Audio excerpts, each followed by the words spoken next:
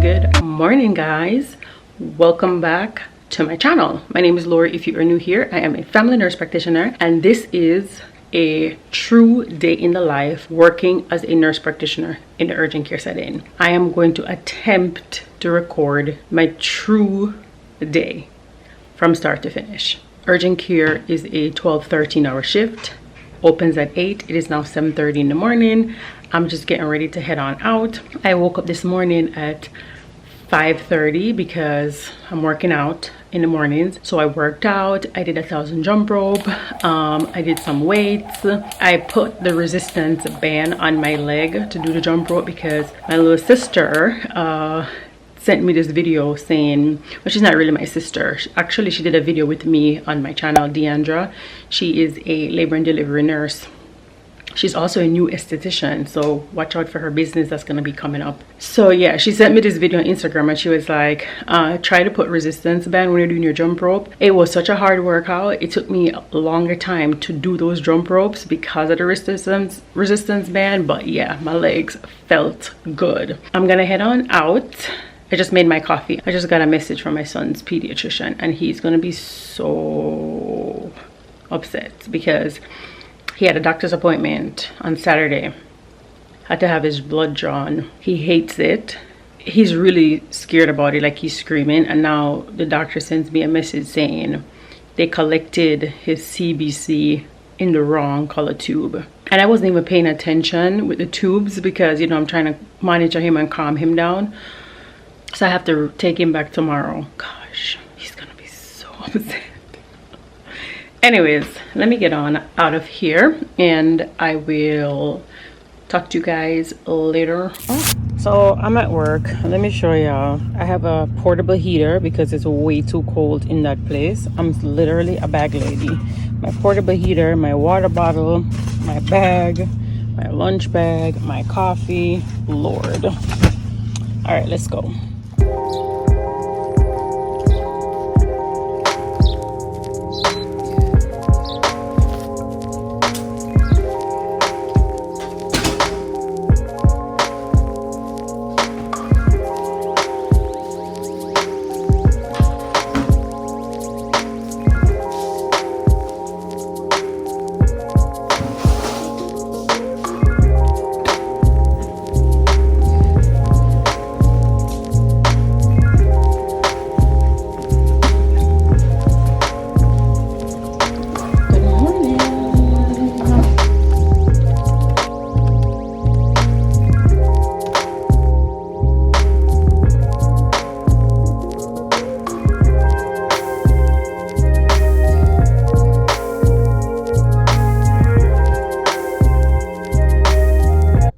It is what, 11:30 right now.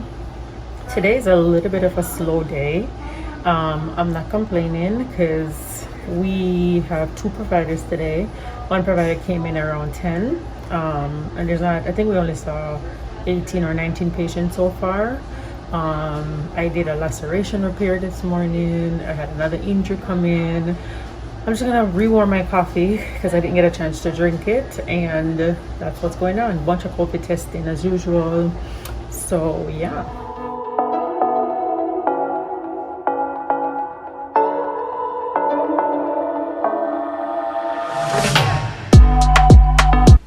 Hi guys, it is the future Lori. So what had happened was, y'all, I should have never boldly come on camera and say it was a slow day. Y'all heard me say that a minute ago. It was a slow day. Child, the ish hit the fan real quick. I had like I was telling you guys, I did have a second provider that was there from 10 to 4. It got really busy. Like, we got a lot of injuries that day for some reason, so we were kind of tag teaming, going back and forth. And then of course after she left at 4, everything, my son is in the other room.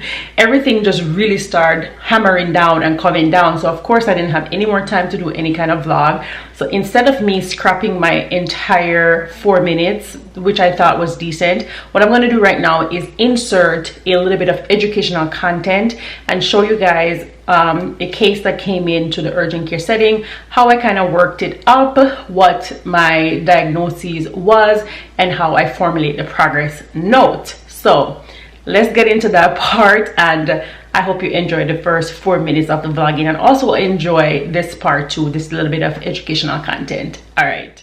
So I had a 32-year-old female that came into the clinic, and she was complaining of left ear ache for 3 days. She stated that she thought she had an ear infection. She did not complain about any fever, no chills, no nausea, vomiting, diarrhea, none of that. When I asked her if she had any other symptoms, she did say that she was having some pain in her neck. Now, anytime somebody comes in with any form of complaint, I always, in the back of my mind, I'm thinking about what my differentials will be. So with ear pain, these are a couple of the differentials that I am thinking about. It could be fluid in the ear. A lot of times we have our sinuses that drains and kind of block up our ears. Foreign body, you see this a lot with little kids when they stick things in their ear. Then you have ear infection, which the patient thought she had, cerumen impaction, TMJ, just to name a few. Now, whenever somebody complains about anything, make sure you do your own assessment, because we know people come into the urgent care and they self-diagnose themselves. Now, once I went and I looked into her ear, I noticed that her right ear had some fluid. Her left ear that she was complaining about had some cerumen, some wax. I did tell her that I'm going to have to get the wax irrigated because I need to see in her ear properly to make sure that there's no ear infection. Once that was done, I went back and I looked in her ear. There was no ear infection at all. Patient still said that she was having so much pain in her ear. I started asking her what other symptoms is she having. She did mention earlier that she was having pain in her neck. I then asked her, do you have any pain in your jaw? She said, sort of, but not a lot. She thinks the pain is more her ear than her jaw. And then she stated that she was having a really bad headache. So now she's added on that she's having headache, neck pain, jaw pain. Immediately, I can rule out ear infection, of course, because I didn't see any. So I diagnosed her with TMJ. Now, what is TMJ?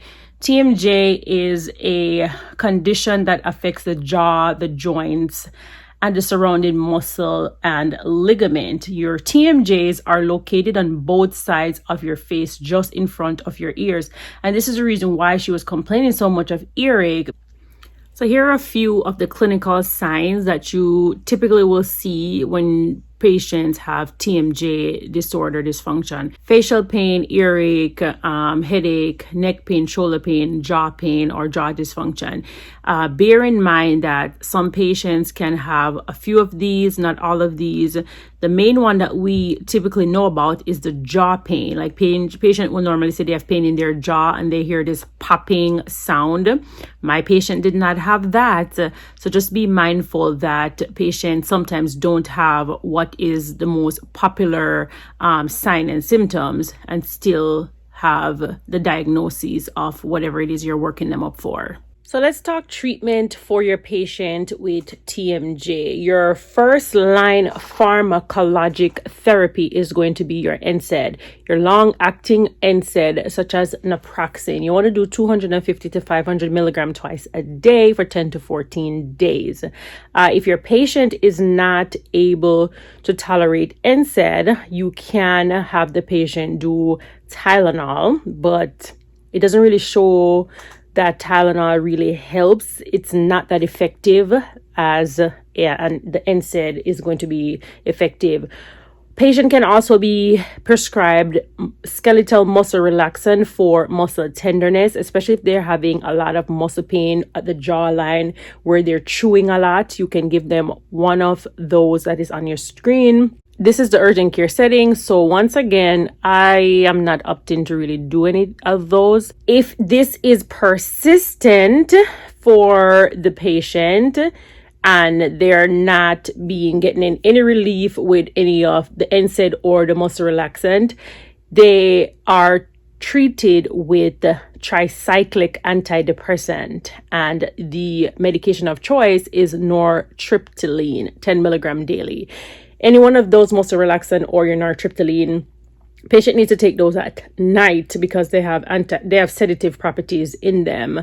But of course, for the sake of this is an urgent care setting, I actually did prescribe the patient with naproxen, and I did give her 500 milligram twice a day. And I advised her that she should be following up with her primary care doctor. You do want to teach your patient that there's really no imaging that should be done, because you do have sometimes those patients that are saying to you, well, what kind of imaging are you going to do to definitively tell me that this is what it is? Just let the patient know testing, there's no real testing or imaging. If this is something that is persistent, they will probably order like what we call a panoramic radiograph of the jaw, but that is further down the line and all of that. This is an urgent care setting. We're not doing anything like that. So yeah, also you can tell your patient that they should be doing some muscle exercises. I actually did print out a bunch of jaw exercises that the patient should be doing. But for the sake of this is an urgent care, this is what's happening, this is what the patient has, that is the reason why I am going to stop right here. Thank you guys so much for watching. Don't forget to like, comment, and subscribe to my channel. Let me know if you like this style of video. This was a little different for me, I think, but that is it. I will catch you guys in the next one. Bye.